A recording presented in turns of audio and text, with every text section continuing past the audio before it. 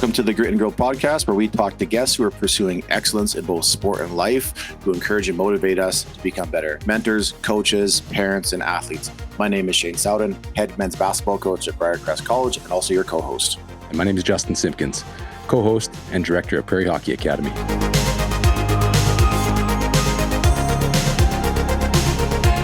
Okay, listeners, you're going to love today's podcast with our guest, Lindsey Wilson from Seattle, Washington. Lindsey's a former professional women's basketball player, but is now the founder of Positive Performance Training and the Mindset Coach Academy. What I really thought was just her passion to launch her company in the mid-2000s with a simple mission to get mindset training tools to as many athletes as possible. And this led her down the road to not only train athletes, but to begin coaching coaches with her academy. Yeah, Justin, Lindsey brought a ton of energy over the time of the podcast, and just loved hearing about how she's using her platform, using her company to help athletes and coaches find joy in just becoming better humans, better people through sport, and focusing on more who they're becoming, giving them the tools to successfully move in that direction, along with so much more. Really enjoyed this conversation. And our listeners, so many little things to take from this. Hope you enjoy it. Lindsey, welcome to the Grit and Growth podcast. We are thrilled to have you joining us all the way from Seattle, Washington. Thanks for joining us today. Oh my goodness. Thanks for having me, guys. I'm excited to get started. Yeah, Lindsey, really excited to ask you a few questions here, and started to do a little bit of a deep dive into your background and anything, and just kind of got caught up in your career as a basketball player. Your wife, mom of 4 daughters, and then started owner, creator of Positive Performance Training, yep, and met the Mindset Coach Academy, and started going down that path. But where I was introduced to you was in a documentary called The Heart of the Game, and Andy. So I picked it up the other day and started watching them during my workout the other day. And you were one of the main people at the start of the movie, at the start of the documentary. And then as I started to listen to the podcast and read a little bit about your website, was really intrigued about how you got started into this whole idea of like coaching mindset and being a mindset coach and equipping others to deal better with the mental side of the game. And I got a few snippets from the documentary, which was really intriguing, but I want to hear just a little bit of your background. Like, what was the path you took to get to where you are today through high school, then to Iowa State, playing professional overseas, and then to becoming, starting your own business? Oh my goodness. Yeah, that's okay. So, well, first of all, to have your 17-year-old self captured for all posterity in an Oscar-nominated documentary. Yeah. It's a little bit strange, but it is a really good movie. So I'm very proud to have been in it. It's an amazing story. And, definitely before its time, it was capturing girls' high school hoops and just the intensity of it and the relationships and the drama and all the cool stuff. So anyway, it was really amazing thing to be a part of. I will say people get into this field because they were lucky enough to get to mental performance training, or because they didn't and they're a little bit pissed about it. I was definitely the former. I was super lucky to have gotten access to mental performance training at a really young age. I mean, I remember at 11 years old, I had a strength and conditioning coach named Peter Schmock, who was an Olympic shot putter, and he had been coached at Oregon by the great Bill Bowerman. And I remember after our workouts, he would have us lay down in a yoga room, and we were doing basically guided visualization meditation. And so that kind of planted the seed, although I didn't really know what to do with it. And so I got into high school and I started struggling, and I knew I wanted to play collegiately. And as you guys know, it's a little bit different, I know, in hockey, but in a lot of sports, well, Shane, in basketball, it's you have this window. Almost all sports have this window where you're either going to make it to the next level or you're not, right? And obviously that pressure with that time constraint is challenging. And I knew I had the physical capability. I knew I worked hard enough to play at the next level, but I was shooting when I should have been passing. I was passing when I should have been shooting. I was in my head so much when I was playing, and it was so hard to be consistent. And I knew that I was doing it to myself. I could feel my mind working against myself, but I had no idea what to do, except I just perseverated on it. I would just think about not thinking about it all the time. Right. And I think that's a really common experience, when you're a driven person. And it just so happened that my mom, who was not like my main sport parent at all, like my dad was the collegiate athlete, like knew the sports world, had gotten me to play AAU. My mom was like, have fun, honey, which was a really nice balance, by the way. But she was at work and she was talking to a coworker about what I was struggling with. And he had a friend who he'd grown up with that did mental performance training. And so I started working with this coach at 16 years old. And you guys, it's like I look at my life and like there's this fork in the road where I got mental performance training and things changed so fast for me. I mean, I don't think mental performance training is always like this quick thing. And I'm careful when I'm working with people that it's not always like this panacea that like all of a sudden you're just healed. It's not that. But I do think that there are times in your life when you meet the right person, when the student's ready, the teacher appears and they teach you just one or two things. And it's like your whole mindset shifts. And I'll tell you some of the really simple things that he taught me. One was I didn't have to be so hard on myself. Like I didn't have to beat myself up all the time in order to be good. That was like a revelation. I could choose how I talk to myself. I could talk to myself in a positive way, or I could keep being sort of not so nice to myself. I always say, like, I kind of knew I was the problem. And this coach really taught me that I was also the solution. I feel like that should be a bumper sticker, but it was true because I really did already know that I was like kind of messing myself up mentally, but I didn't know that I could also find the solutions inside myself. So that just changed really the course of my life. I went on to play at Division I, had a great career in college, played professionally, but really throughout my whole career, I kind of looked around and I was like, oh, everybody's struggling with this. That now this was 25 years ago. Nobody was talking about it. Nobody was talking about it. And everybody was struggling with it. And I kind of was like, why are we not talking about it? Why are we not all doing this? We're all stretching. We're all in the training room. We're all at study table. We're all the training table. We're all doing all the things. And yet this big, huge part of our game is just left up to chance. It's like sink or swim, like figure it out or don't, And so I just decided to teach what I had been taught. And as soon as I started teaching it, which was like, I was probably 22, I was still playing professionally. As soon as I started teaching it, the biggest feedback that I got right away was, why have I not learned this before? And I was like, that's kind of how I felt too. So I just decided that I was going to teach it. Your quote there, you were the problem and the solution. It's you should make it a bumper sticker. And at the same time, for any Star Wars fans, I'm sure they're going to tell me Yoda said it as well. Probably. Right? It's like, but this is my thing, Lindsey, with this is our whole life, we've known this innately in some way. Like you said, this wrestle, you knew it was in your head the whole time. You knew you were in your way. I remember hearing quotes even in the business world of, Charles Swindoll, who had written all these leadership books and things. And he goes, life is 10% what happens to you and 90% of how you react to it. Yeah. And so this is, okay, please help me. How do I react to it? Right. Yeah. Give me the tool so I can learn how to better react, because I can tell that my reaction isn't correct. I just don't know how else to do it. This is my worldview, or this is whatever it might be that I'm trapped here. And I think that's the big piece. And so my, for you, it started at 16.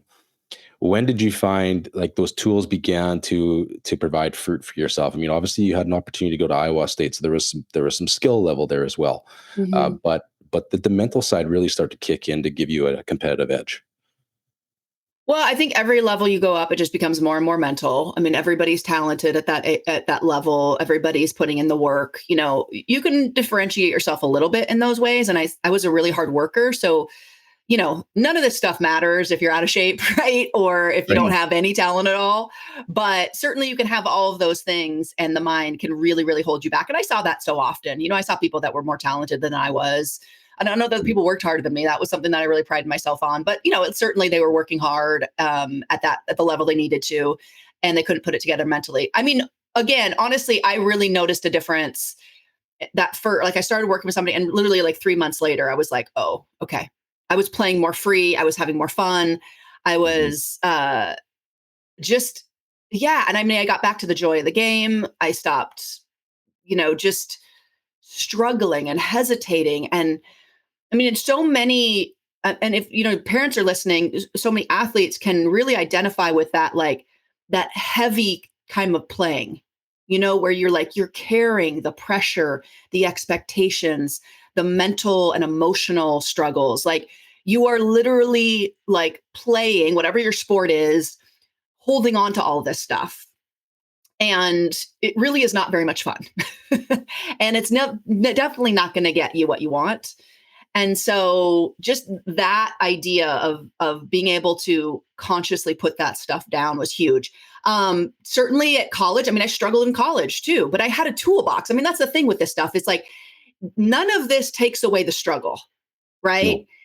No. What it does is it gives you a toolbox to get yourself on the right track and have that foundation of self-awareness of what you are actually doing to yourself. So I'll give you some examples. So like, let's say, so again, a parent or an athlete's listening and an athlete is really struggling with playing time. And maybe they keep thinking, well, the coach doesn't like me, right? That's a really common thought, right? And the problem with that thought is it may or may not be true. It doesn't actually matter. Once you say it to yourself enough times, it becomes, your brain doesn't say, oh, that's not actually true. It doesn't actually argue with itself. It internalizes it. And then the really scary thing is it starts making it true. So maybe you're not practicing as hard, or maybe you don't have a positive attitude. Maybe you don't have great energy in practice. Maybe you seem like you have an attitude, so the coach doesn't want to play you, right? So you start creating this sort of self-fulfilling prophecy. And then your brain is so powerful that it starts looking for evidence to prove that it's right. So anytime the coach goes and gets a drink of water, you're thinking, oh, they're not paying attention to me. Anytime they turn their head after you make a mistake, you think, oh, they're going to pull me out of the game, right? And so the brain is so powerful that once you get a thought, and if we don't have the self-awareness to say, okay, maybe that's true, maybe it's not, but it's not a fact. It's absolutely not a fact. It's a thought. And our brain doesn't actually distinguish between thoughts and facts unless we train it to. And that is one of like the most, like, if I could give athletes any skill and teach them any skill, that is like the biggest life skill, is managing your thoughts and not taking them as fact right away. Because, if I'm working with an athlete and they think their coach doesn't like them, I say, okay, you might be right, but let's try a practice. And you think, my coach is trying to actually make me better.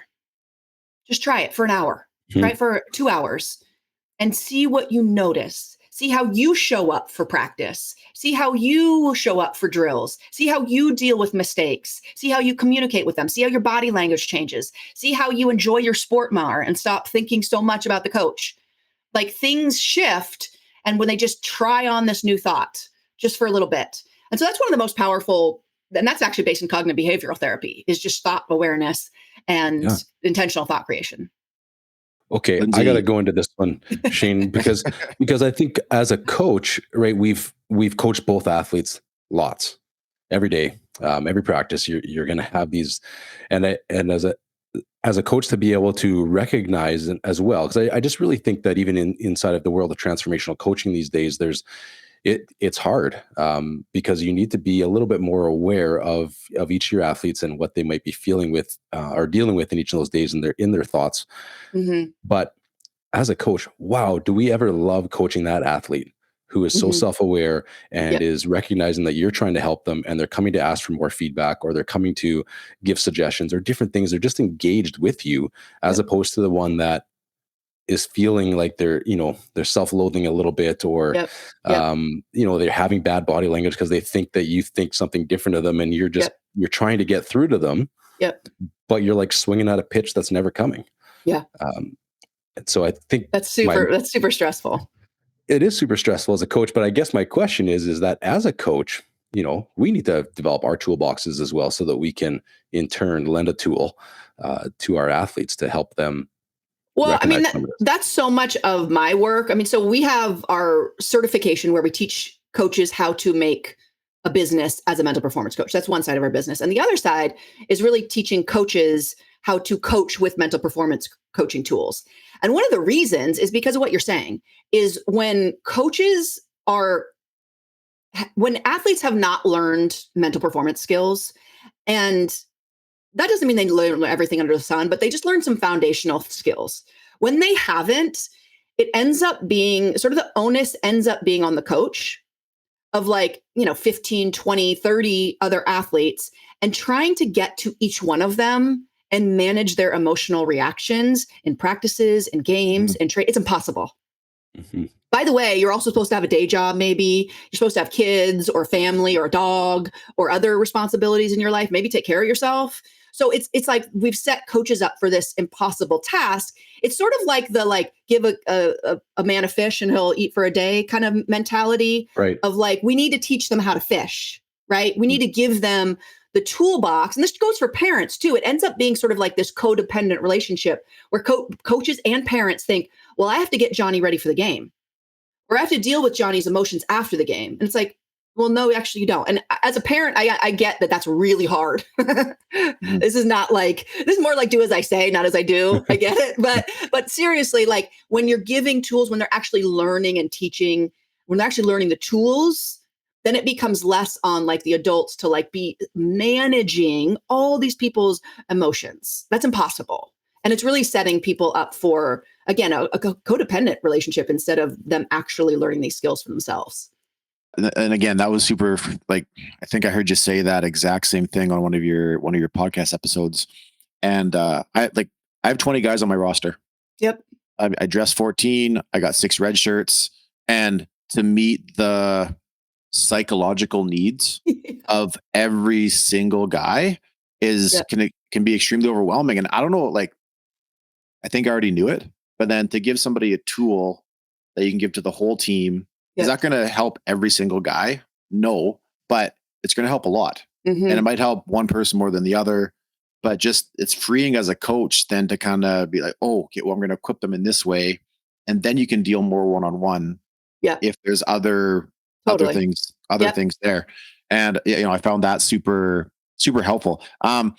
Question I have is, I'm working with college athletes. I'm working with high school, elementary, on both the basketball and then the baseball side.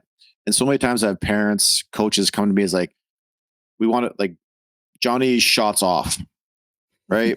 or kid comes in and like my kid can't throw strikes, right?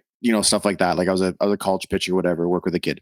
And in the last 2 years, something that I've shifted from, instead of giving these kids 7 different things to think about on their release point or, where they're throwing or whatever it is, started really think like, start asking them questions about how they feel or what are they thinking in the moment, right? Yeah. Like in this situation. And it's been really like, but we're so quick to want to fix the technique. So what would you say to parents, even some of the student athletes, thinking through like mental performance training? Cause I don't think a lot of them know even where to start. And then just for you said like it took you saw a marked difference after 3 months. And I think a lot of people aren't that patient. Yeah. But it can make such a massive difference. And sometimes it always isn't just hey, and you fix something mechanically in my kid.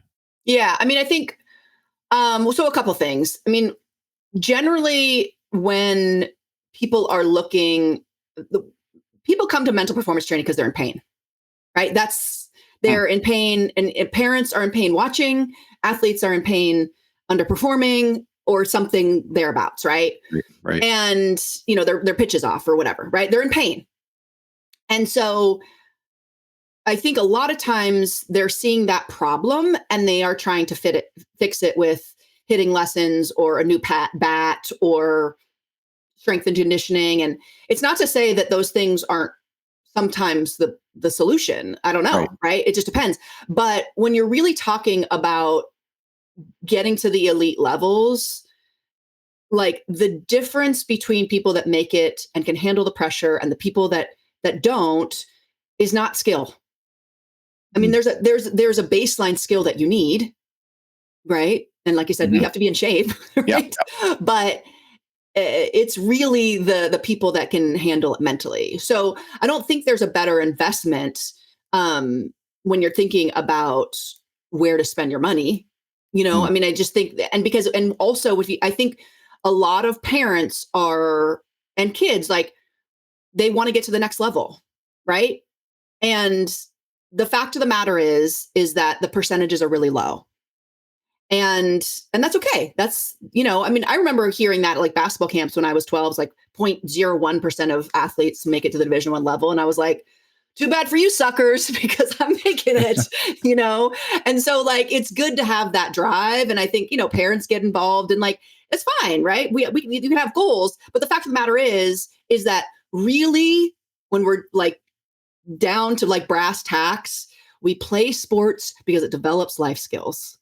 Like that should be the main goal. Creates relationships. You learn how to win, how to lose, how to push yourself, how to go for that goal, even though you know that it might not happen.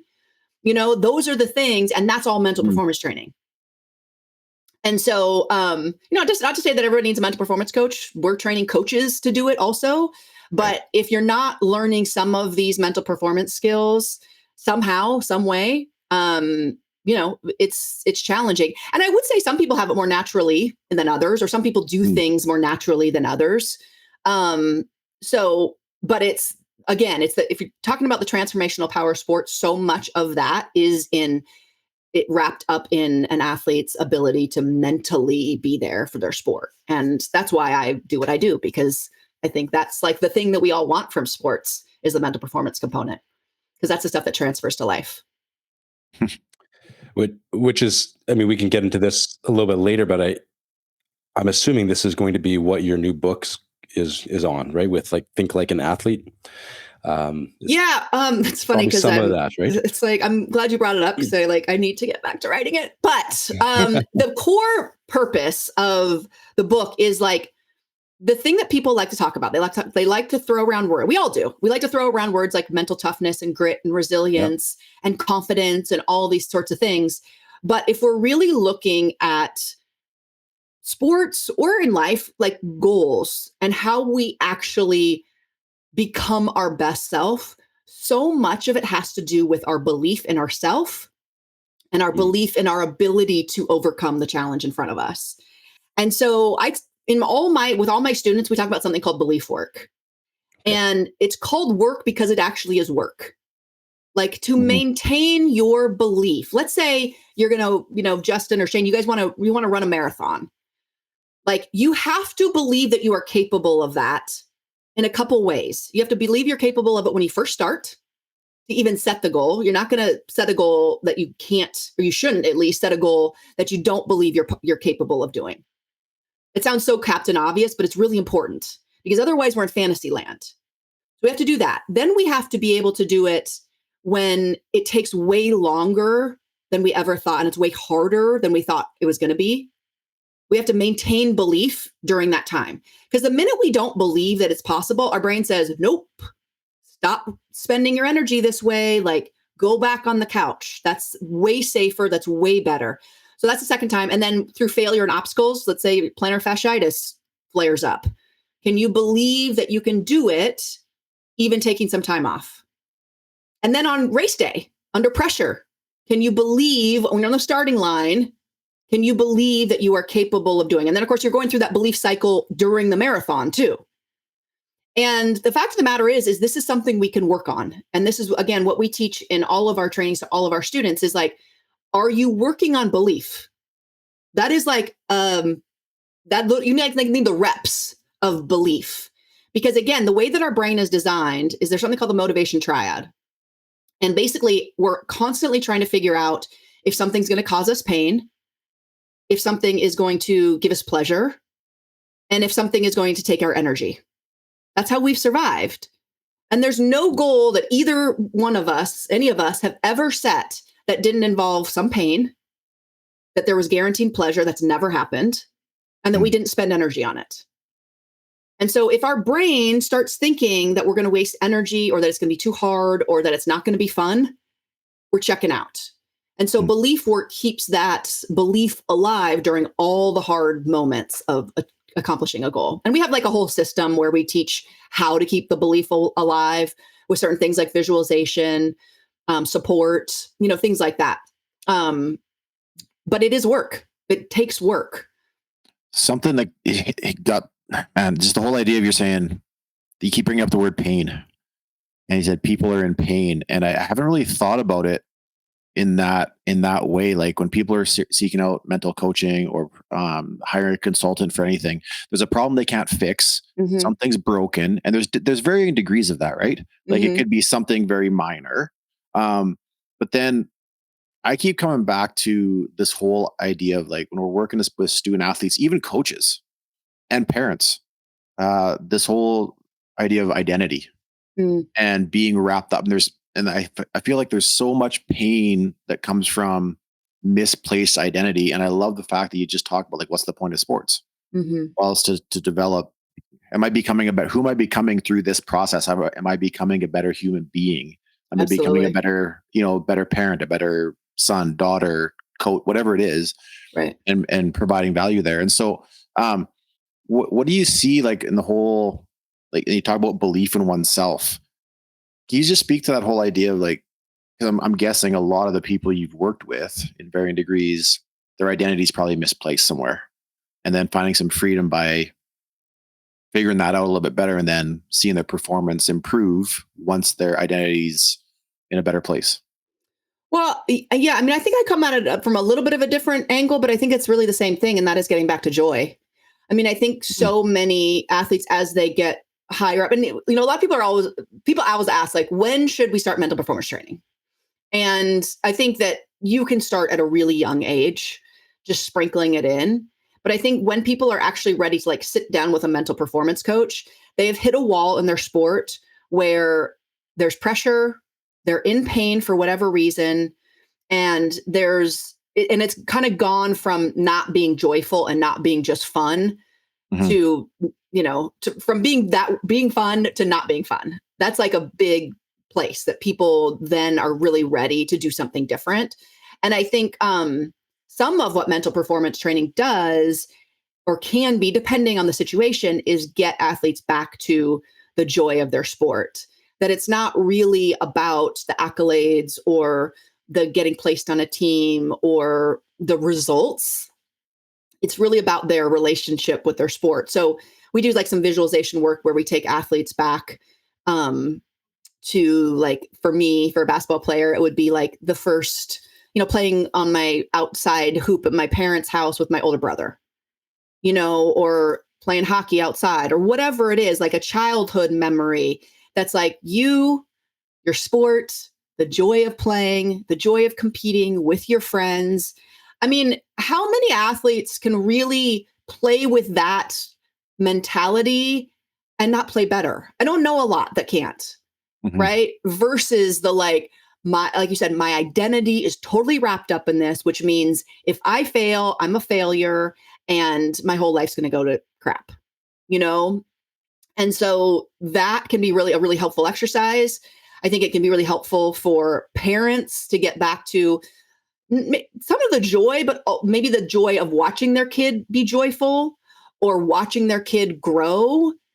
Because nothing in sports is all fun and games all the time, right? I mean, we play because it is hard, but finding the purpose in that, again, that's a lot of what a mental performance coach can do. Is the goal is not to avoid all the hard stuff. The goal is to have the internal conviction and the sort of the big picture to know that like that's part of it. How we show up through those hard things is like the goal of all this. Thank you for listening to part 1 of today's episode with our guest, Lindsey Wilson. I hope you enjoyed what Lindsey brought in part 1 as she started to talk about the athlete toolbox and who we get to become through sport, especially just being careful with making our thoughts facts. Thanks for tuning in today. As always, if you're not a subscriber yet, we ask you to follow our podcast, give us a like, and maybe even leave a comment or a question. That allows us to get our podcast out to more and more viewers. Stay tuned for our next episode is part 2 with Lindsey Wilson.